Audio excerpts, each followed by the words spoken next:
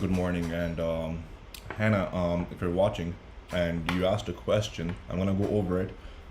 Just gonna give you a little brief answer. Not something in too details, but a little brief answer. Because bonds is not something. For me, it took me some time to understand bonds. I did a lot of studying on it, and I'm still doing a lot more. Right? If somebody can understand bonds in one day, hats off to them. For me, it took me a few months. All right. Few months of practical learning to actually put things into perspective and actually learn it. It's not something that one can just learn. I don't believe in it, but it's something that I've looked into a lot of depth. But I will share some main points with you. Just very few, a small percentage of a TLT what actually moves it. TLT moves if the rates are I have the 10-year open right here. So if you compare this chart with TLT, you'll see the correlation here.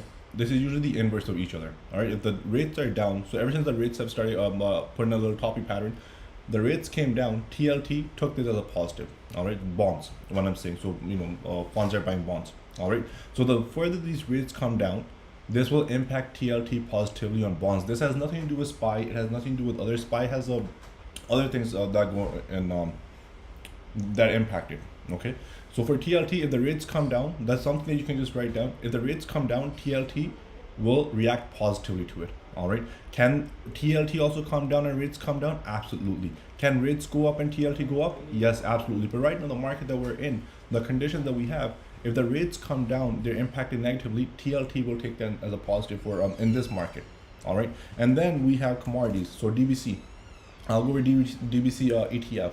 So this commodity index, we saw this came, and that's when the TLT held. Now we're seeing some weakness in the commodity index as well. So if the commodities start coming down, bonds will react positively to it. All right, bonds will react positively to it if inflation is if the Fed is trying to fix inflation. All right, so yes, if DBC sees a little more down, TLT should see an upside. Now the question here is, how long does the TLT upside last? I have no idea. The bottom could be in. I agree with LB. The bottom could be in. Okay, but at the same time, in the coming months, let's say something happens with Ukraine, Russia, or another war, like major headlines come, oil prices skyrocket again. If anything like that happens, or if anything like that happens, and the commodities go take out the all-time highs, not these recent highs, and rates go back up. So if TNX was to go back up, so okay, this is the same thing as what I had over before. If rates go back up, then TLT will break the low of the year as well. All right. So bond is very tricky, but for now, and if you're also but for now, TLT is reacting positively, and it looks like rates are going to come down further down, maybe another 15, 20. I would give from here cents, right? And TLT should probably see towards, if we go over the chart, TLT first we have this 50 MA. All right, we have this 50 MA line, and TLT can reach this level right here, 118, 119, which was my original target. All right, so now we're up pre-market. The question is, if the bond market, if the funds institution, if they think Fed is lying, if they think inflation is not going to be fixed, if they think rates are going to go back up, if they think the commodities will gain more price after, they will make the move first in TLT. They will start selling this again. All right, because bond market, like we say, or LB often says that they're the smartest traders in the world. They know the move before even the Fed. They know what's exactly going to happen because they're the ones with the biggest market cap. They're the biggest, the most trillions of dollars in their market cap. All right, so if the bonds give up, if this starts showing weakness, then the market is likely going to dump more. All right, but we've come down a long way, and now there is some bids coming into bonds. Let's see how far we go. My target is 116, 117, 118, around these levels. I'll take my profits, then I'll see what to do. If we can actually hold around these levels, right, and I see the July report, everything comes good, then maybe I'll play long again. All right, so TLT for me, it was just a diversification in my portfolio. If the market comes down, then bonds can definitely see some upside. All right, but there's a lot more to it. What I explained to you here is probably 2 to 3%, to be honest, which is in play right now. But bonds, there's a lot of studying that you gotta do, a lot. You gotta study historically and everything as well. SPX today, that's what we have here. So I hope that makes sense, guys. If you're attending pre-market, that's something for you guys to learn. For me, it took me a long time, but I gave that to you guys easy. But for me and LB, that took a long time to understand. Nobody taught us this shit. Like, we put work in to learn these things, and nobody will teach you these things online either. And even if you come across these things online, you'll be confused like what to do. Like you won't understand. Here in a very easy terms, I explained it to you guys as a brief.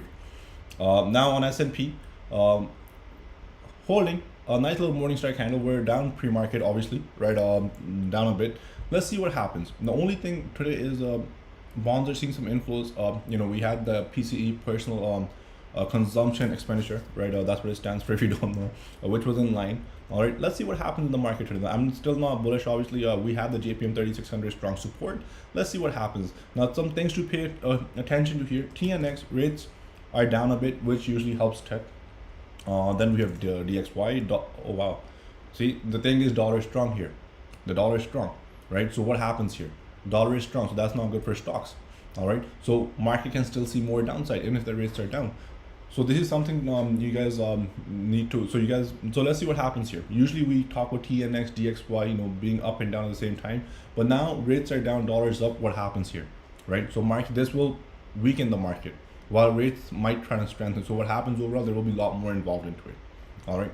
So let's see. But overall on SPX, personally, I wanted to short this market around here, obviously, but they did give us 39.50, so we cannot say 39.50 was damn strong support level, right?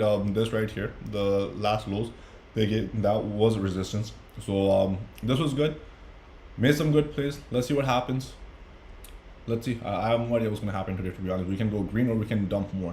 Around 3,800 will be a strong point. This 3,800 will not be easy, right? Because if you guys see these levels right here, combo 4, large combo 3, combo 1, these levels are the main things on SpotGam I look for. All right, these levels are now backed up by options. There's a lot of option interest on these levels, on ES, on here, and on here. So how does that impact the market? That's what I want to see. All right, if we hold below these levels, there will be weakness in the market. All right, because these deltas are now increased from yesterday, obviously, where the dealers will be forced to hedge the market. They have to sell more. We go above these. If we go above these levels, I'm explaining you something that I usually don't like explaining to people, but I'm going to explain to you guys if you're attending.